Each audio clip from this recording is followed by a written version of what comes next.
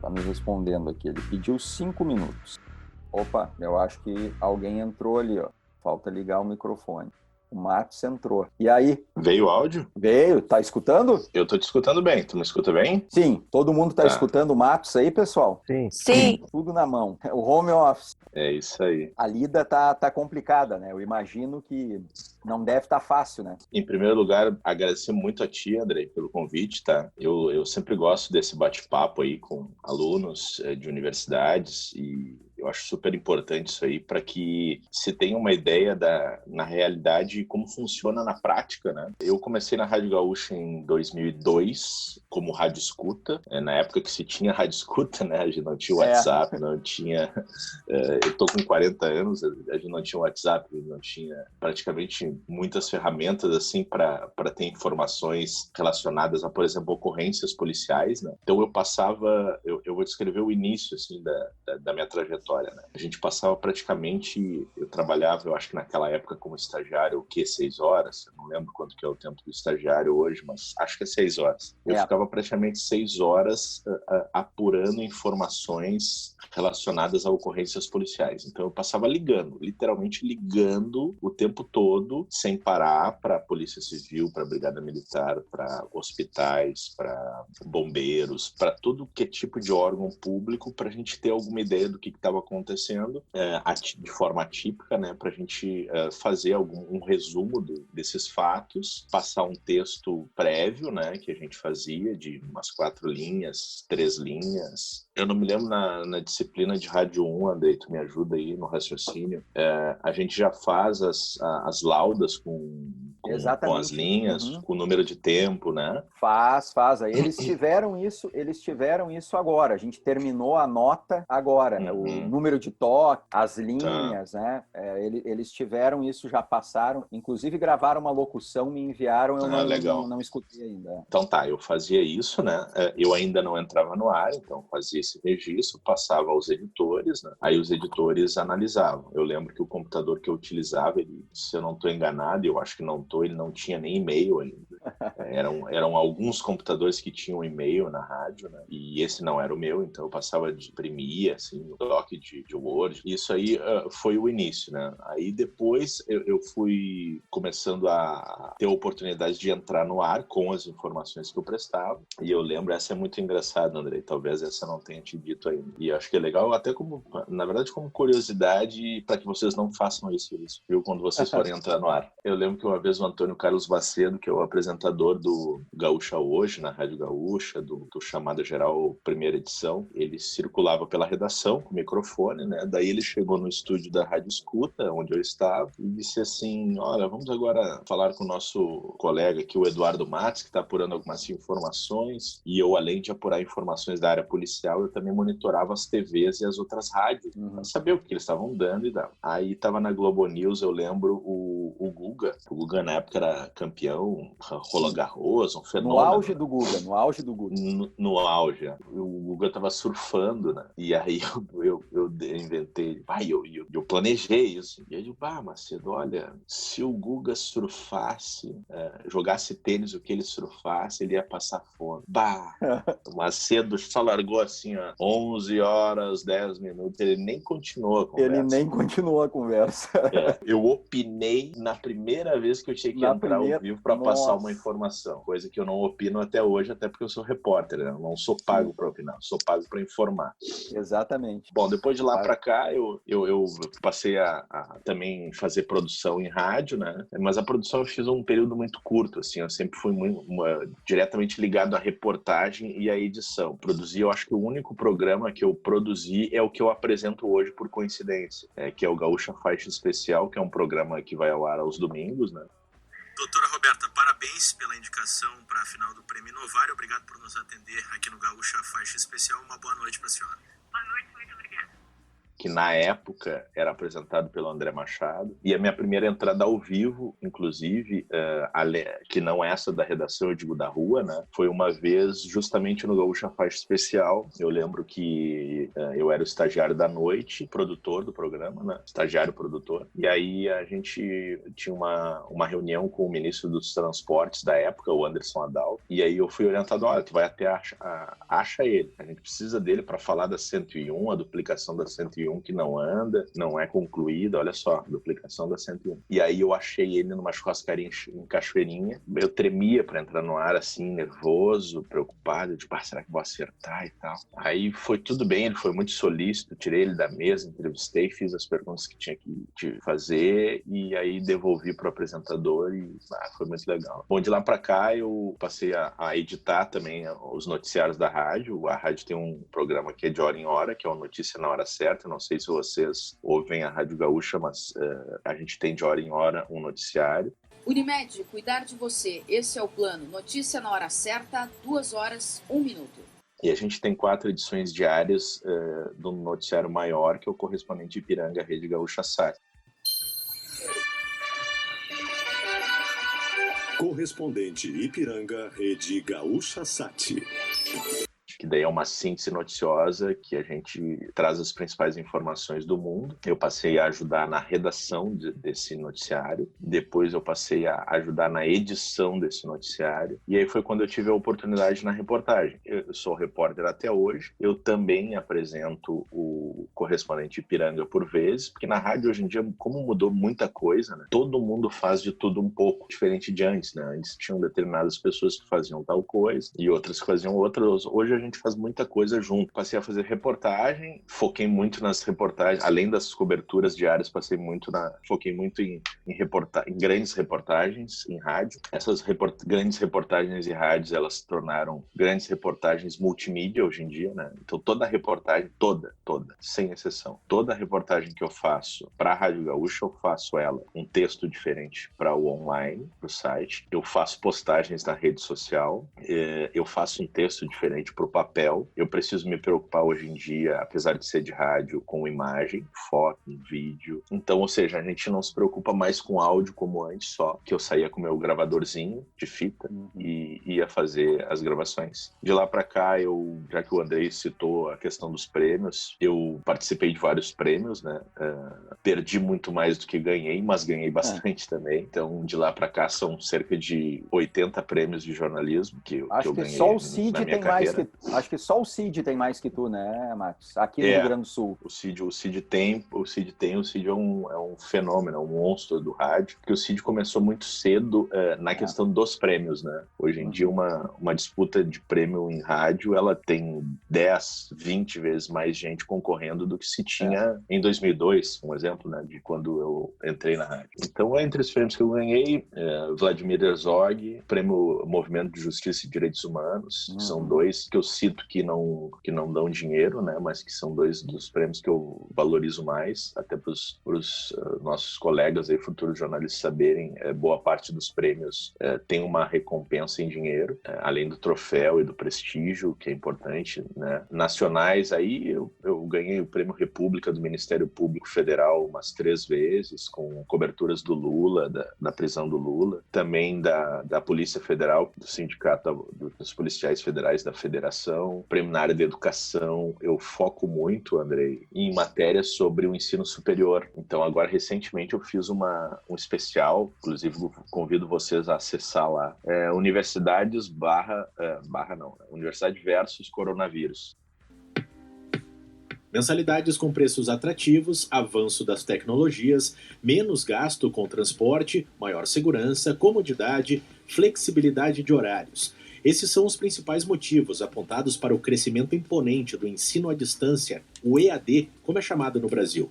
Então, é um especial que eu reuni com o máximo de universidades que eu consegui. Primeira reportagem que eu faço, totalmente teletrabalho. Eu não fui para a rua porque, enfim, pandemia está aí. Até poderia ir, não tem nenhum problema. A gente não está com nós como jornalistas, estamos na rua, estamos nas ruas ainda, né? Mas essa foi totalmente teletrabalho. E eu cito isso até para explicar, né? A questão de qualidade de áudio. E de lá para cá, eu fiz coberturas que repercutiram muito. Eu tive no Haiti, fazendo a cobertura da missão da ONU em 2014. Eu fiz coberturas na área econômica, por exemplo, internacionais, como, por exemplo, em Hannover, na Alemanha. Na área política, por exemplo, saindo do Brasil, né? Eu estive aqui no Uruguai com o então governador Tarcísio Genro, na época de uma visita ao então presidente uruguaio Pepe Mujica. E aí, assim, outras coberturas que me marcaram bastante foram a própria agora recente prisão e soltura do ex-presidente Lula, tragédia com o avião da Chapecoense, do menino Bernardo, né? Que eu fui... Olha, eu diria que se eu não fui um dos primeiros a noticiar a morte desse menino, porque eu lembro que eu estava num plantão de redação quando chegou a informação de noite, assim, olha, prenderam lá o pai, a madrasta e uma amiga do casal lá porque eles teriam matado um menino lá no interior. Eu lembro que eu peguei essa informação rápida, eu tenho esse e-mail até hoje. Aí eu mandei o e-mail para os gestores da época, né, que era o Daniel Escola, na verdade é o gerente, né, de jornalismo, na época ele era o editor, e eu mandei, olha, isso aí tem tudo para ser um caso Nardoni, eu acho que a gente tem que ir a 3 passos amanhã. E de bom, dito e feito, né, acabou repercutindo e tal, uma repercussão grande. Pessoal, deixa eu perguntar pro pessoal aí, vamos abrir para perguntas aí, quem vai ser o primeiro a fazer uma pergunta aí pro Mato? Doutor, eu posso? Pode, não, tá aberto para você. É o Tomás que está falando, Eduardo. Primeiramente, bom dia. Prazer estar falando. Tudo bem, Tomás? Tu comentou que fazia entrevista só com gravador de voz na rua até. E pela tua foto do Twitter ali, quando o senhor estava mostrando tua página pra gente, tu... Não me chama de senhor, porque eu já tô me sentindo velho, né? E na foto do Twitter tá segurando o microfone e também tá se gravando com o celular, né? A gente vem comentando bastante sobre isso na aula, quando a aula era presencial ainda. Nós, particularmente, assim, que estamos fazendo curso agora, a gente vai entrar mais tomado com esse jornalismo multiplataforma, né? Mas eu queria saber como é que é pra ti se acostumar ao longo do tempo. Excelente. É Tomás, né? Isso. Excelente pergunta, Tomás. Excelente pergunta, porque me dá a oportunidade de trazer esse relato que é muito interessante. Assim, ó, eu fui modéstia à parte, é claro, né? E eu acho que é por isso que eu sou escalado. Eu digo acho porque a gente nunca sabe quando a gente é escalado qual o motivo. Mas eu acho que esse é um dos motivos que eu sou escalado para as grandes coberturas ainda na empresa, né, do Grupo RBS. Porque eu tive uma adaptação muito rápida, assim, da fita para o celular e para a agilidade nas redes sociais e para o envio das matérias por e-mail e para as lives e para entrada com qualidade de áudio, né? Eu tive uma adaptação muito rápida. Agora, eu preciso admitir também para vocês, e isso é um dever nosso com os alunos, né, com os estudantes, futuros jornalistas, que assim, não se consegue fazer um jornalismo de tanta profundidade como se fazia antes. O que eu quero dizer com isso? Eu quero dizer que numa cobertura, uma grande cobertura, se eu preciso me preocupar com a live, vídeo, eu preciso me preocupar com a qualidade do áudio de internet, ou seja, os equipamentos são diferentes, não é só a pessoa me ligar e eu atender e entrar no ar. Eu preciso me preocupar com as postagens em redes sociais, eu preciso me preocupar com o envio de texto, eu preciso me preocupar com o envio de imagens, eu preciso me preocupar com o horário do papel. Então, assim, tu não vai conseguir fazer um trabalho de fôlego em todos eles. Isso é fato. Mas também é fato que os veículos de comunicação, as empresas, sabem disso. Então, o que elas querem de alguém que vá para uma cobertura? Claro, elas querem o máximo de tudo, mas elas querem principalmente tudo. Não sei se vocês compreenderam. Do tipo assim, é óbvio que elas querem que tu consiga os grandes furos da história, os melhores áudios, as melhores imagens, mas elas também entendem que como ela está te mandando para uma cobertura, você tá, por exemplo, a tragédia da Chapecoense e o caso Lula, tá? O caso Lula é um pouco diferente, na verdade, porque o caso Lula a gente foi com uma equipe de dois 2 repórteres, eu acho, então ia um para o papel, 0 hora, né, no caso. A empresa sabe que a qualidade tu não vai conseguir a mesma. Agora, em compensação, como isso traz agilidade e isso traz informação com qualidade, mesmo que não seja profunda no sentido assim de um grande furo, uma grande reportagem e tal, para a empresa é interessante isso. Então assim, na tragédia da Chapecoense, por exemplo, eu fiquei, olha, não quero exagerar com vocês, no dia do velório lá, com mais de 50 caixões na Arena Condá, em Santa Catarina, eu acho que eu fiquei talvez 12 horas no ar, sem parar, só já botava a bateria extra do celular a carregar e ia. Quantos telefones hoje na mão lá, no front? Aí varia. Se eu tô com um aplicativo chamado, eu não sei se vocês conhecem o Timeline, que é um aplicativo que a gente utiliza para entrar no ar, que ele é utilizado no celular, eu utilizo um para o Timeline, 2 para comunicação, 3 o meu e 4 a live. Em torno de 4 celulares. Se eu não 3 a 4, por aí. 4 se eu tô com esse Timeline, que é um aplicativo de celular para entrar no ar com internet, né, qualidade de áudio. Se eu estou sem um Timeline, que é o Access, um outro aparelho maior um pouco de rádio, não sei se vocês conhecem, se não dá um Google aí vocês vão ver. Ele não é muito prático, mas a qualidade do áudio dele é muito superior ao Timeline, que é um aplicativo de celular. Aí são 3 celulares. Eu não uso faz muito tempo já. Olha, até eu vou olhar meu bloco ali para ver. Eu carrego ele na minha bolsa, mas eu não uso mais, sem exagero, tá? Eu não uso mais caneta e bloco. Deve fazer, no mínimo, 5 anos. Eu não anoto mais nada em papel. Não anoto mais. É tudo nos celulares, até para facilitar a questão de tweet. E outra coisa que eu também me organizo, como a gente utiliza muito o Twitter para o ao vivo, em gaúchazh.com, eu utilizo muito o Twitter para também me organizar no futuro texto, né? Ou seja, eu coloco as aspas ali das pessoas numa eventual entrevista. Eu lembro que isso me facilitou, agora me vem à mente, né? Me facilitou muito na primeira entrevista coletiva que o então juiz federal Sérgio Moro deu lá em Curitiba, que eu fui. Eu não sei se tu estava nessa, André? Tá sempre nessas eu não me lembro eu não me lembro se eu estava nessa aí. E aí nessa entrevista eu me lembro que, isso me ajudou muito, e é isso. Então assim, eu me organizo dessa forma, viu, Tomás?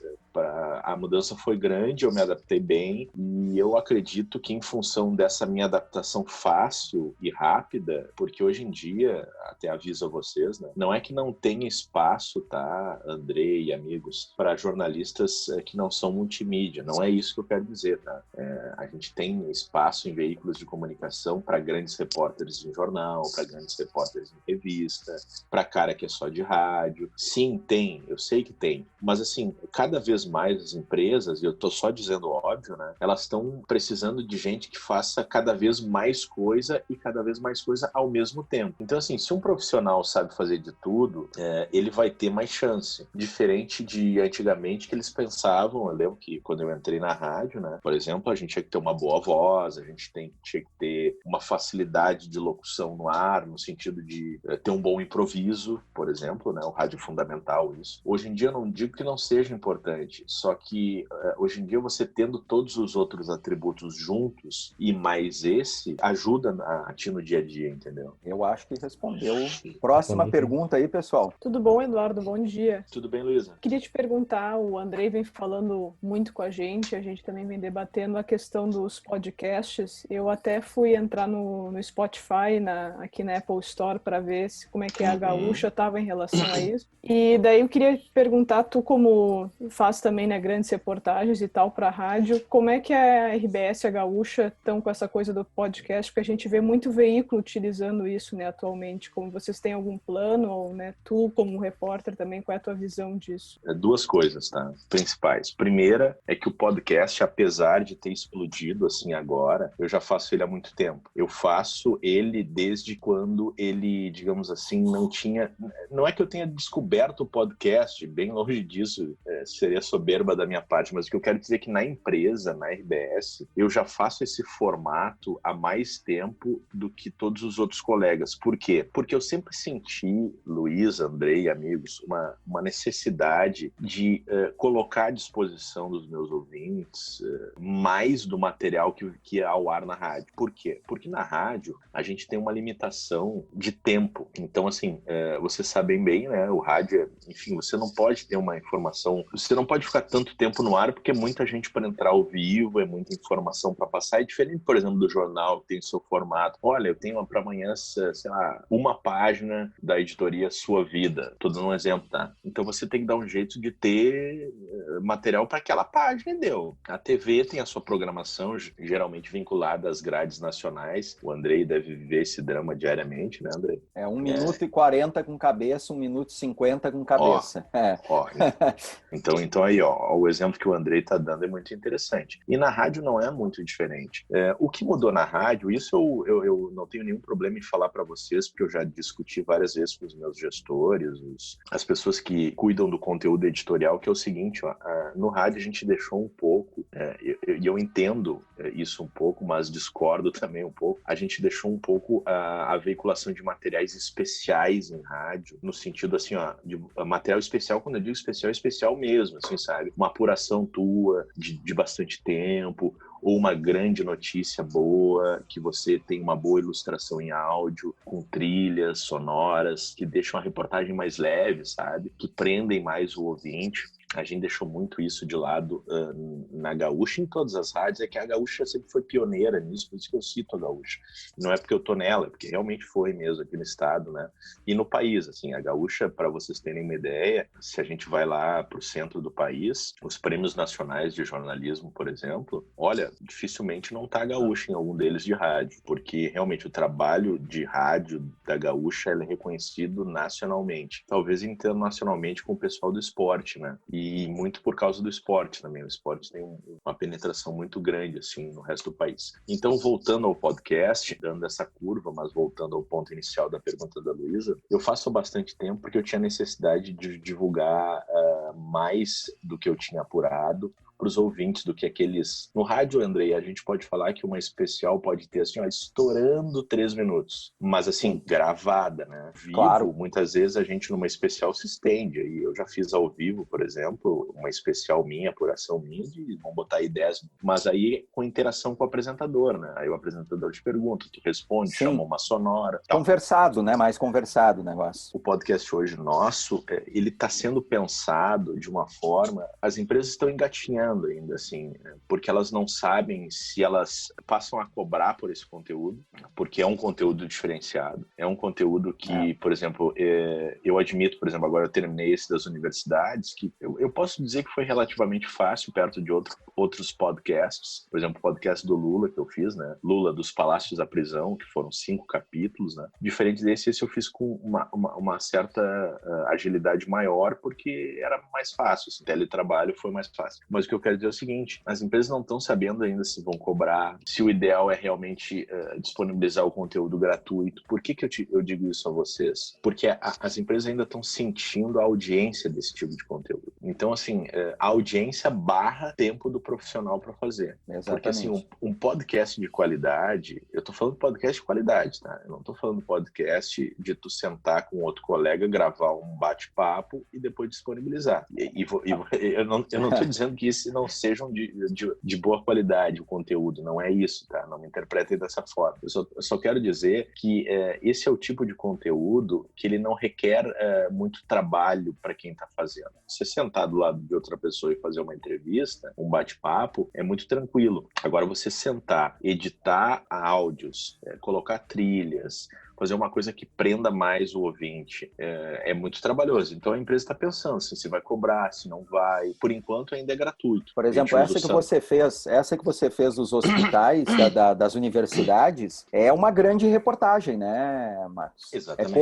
É como uma grande reportagem, né? É isso aí, perfeita observação. Então, assim, o podcast, nesse caso, o podcast ele tem vários formatos, né? Ele tem um formato de conversa, ele tem um formato de entretenimento, ele tem um formato formato de grande reportagem. Então, o podcast não se resume ao formato que as pessoas aí que têm grandes audiências acham que é só aquele que vale. Não, o podcast ele pode ser feito de várias formas. Eu, particularmente, gosto mais de fazer podcast desse formato, que é com uma espécie de grande reportagem. Por exemplo, eu faço uma reportagem curta no rádio, sei lá, essa das universidades, vou citar porque foi a que eu fiz essa semana.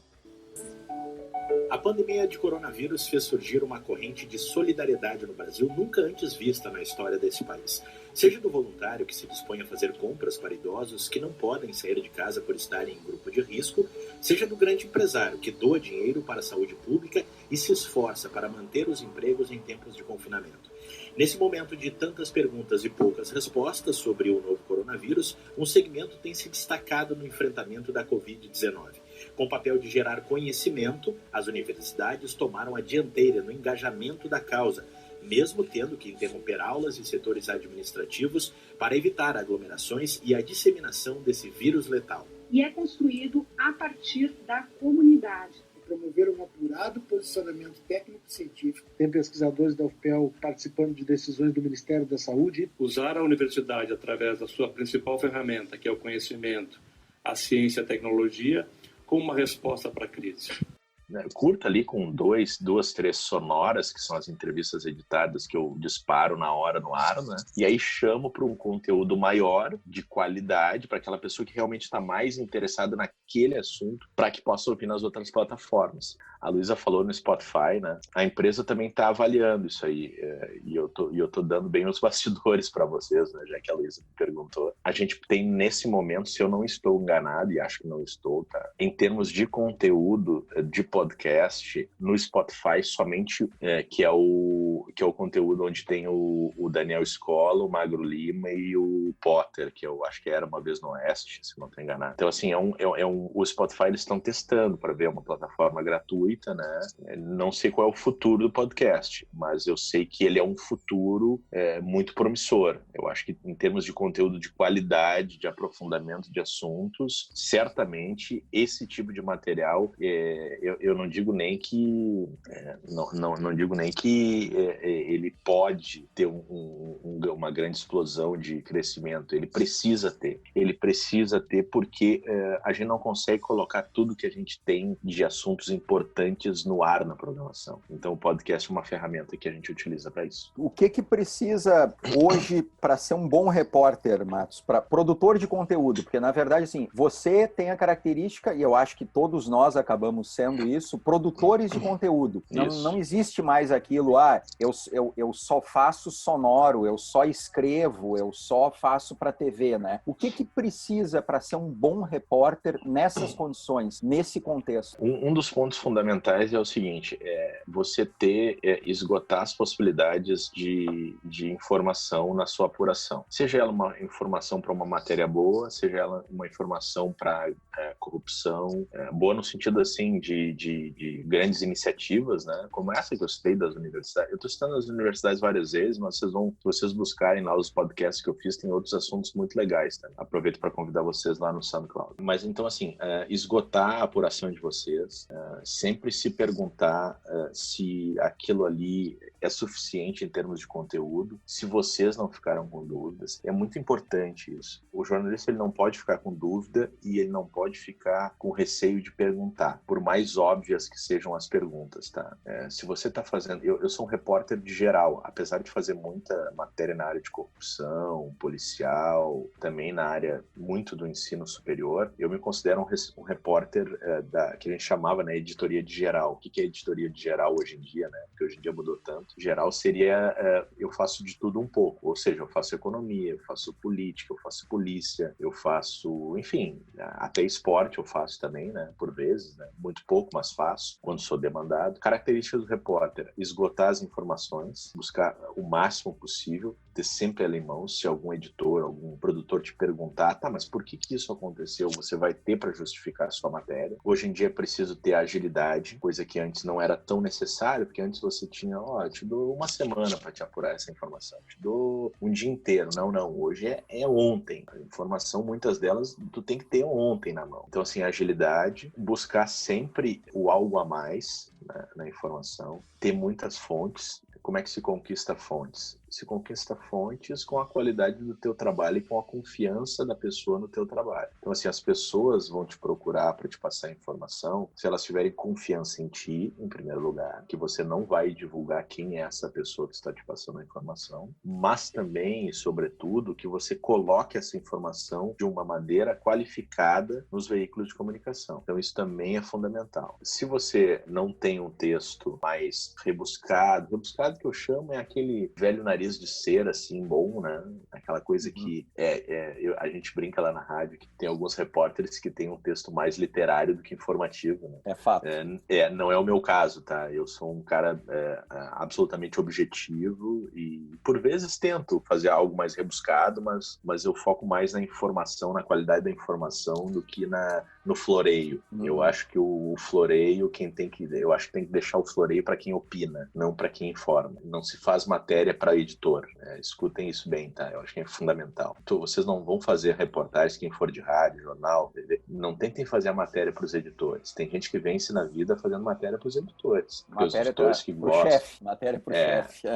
Aqueles textos assim que, nossa, tu vai entender o texto lá no meio da matéria. Cara, isso aí não tem mais espaço hoje, desculpa. Você tem lá 0,000%, 1% de chance de uma matéria dessa ter um grande acesso. Mas hoje em dia as pessoas querem se informar com maior velocidade. Então tem que ser ágil. Então acho que eu disse mais ou menos tudo, assim. Agilidade, boas fontes, objetividade, esgotar as informações e, dentro do possível, uma quinta qualificação, sei que o termo pode ser esse, é tentar, dentro do possível, atingir todos os meios, né? Rádio, jornal, TV. Hoje em dia a TV e os outros veículos, por exemplo, no grupo RBS, por exemplo, tinha o Daniel Escola que fazia TV de manhã e de tarde ele ia para a rádio. Hoje em dia a gente está fazendo, nós da Rádio Gaúcha, de gaúchazh.com e da Zero Hora, a gente está fazendo matérias também para TV. Não matérias, mas conteúdos. A gente não edita nada. A gente manda lá, sei lá, um vídeo selfie de eu lembro que eu fiz agora recentemente, eu estava na cobertura de praia, né? Fiquei 23 dias em Capão da Canoa, na cobertura de praia pela Zero Hora, Gaúcha, pelo gaúchazh.com, e fui no incêndio lá, a TV não tinha ninguém, a TV estava em Pinhal, o incêndio era em Capão, e olha, tem como fazer pra gente, entrevista alguém em vídeo aí e manda pra gente? Eu digo, não, com certeza. Aí fiz um vídeo selfie meu, fiz essa edição, gravação em vídeo do entrevistado, mandei os dois brutos, né? E aí lá eles obviamente editaram, deram crédito pra mim e tal. Então hoje em dia tem muito isso. Dentro do possível, tentar fazer de tudo um pouco. Bom, Andrei, eu queria te agradecer, agradecer aos alunos aí, ao Tomás, a Luísa, aos demais que estão aí. Edição de texto, produção e reportagem, Eduardo Matos.